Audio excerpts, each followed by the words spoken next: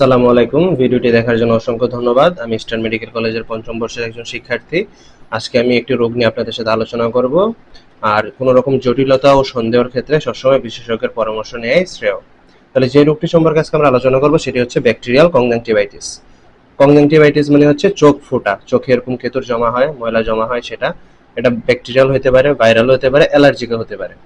তো normally most bacterial conjunctivitis most common. Bacterial conjunctivitis হয় কোন ধরনের ব্যাকটেরিয়া দিয়ে? স্টেফিলোকক্কাস অরিয়াস দিয়ে হতে পারে, স্ট্রেপ্টোকক্কাস পায়োজেন্স দিয়ে হতে পারে, দেন নাইসেরিয়া গনোরেরি, নাইসেরিয়া মেনিনজাইটিস দিয়েও কনজাংটিভাইটিস হতে পারে।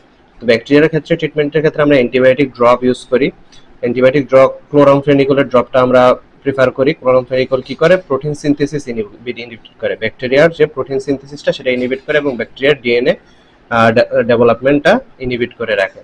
এই জন্য আমরা অ্যান্টিবায়োটিক হিসাবে এটা বলি অ্যান্টিবায়োটিক। ক্লোরোফেনিকল ড্রপ পাওয়া যায়, যেমন বাজারে ব্র্যান্ড নেম ক্লোরফেন নামে পাওয়া যায় নিপা ফার্মাসিউটিক্যালসের। অথবা কনজাংটিভাইটিস, এটা অ্যালার্জিক কনজাংটিভাইটিস হতে পারে। অ্যালার্জিক কনজাংটিভাইটিস যদি হয় তাহলে আমরা অ্যান্টি ইনফ্লেমেটরি ড্রাগ ইউজ করব। সবচেয়ে কমন অ্যান্টি ইনফ্লেমেটরি ড্রাগ কি? স্টেরয়েড, যেটা হচ্ছে আমরা বাজারে আইসোলোন আই ড্রপ নামে পাওয়া যায়। মনে রাখবেন যে দুটো ড্রাগের কথা বলতেছি, একটা হচ্ছে ক্লোরফেন, দ্বিতীয়টা হচ্ছে আইসোলোন। দুইটাই খুবই হাই সাইড এফেক্ট সম্পন্ন ড্রাগ।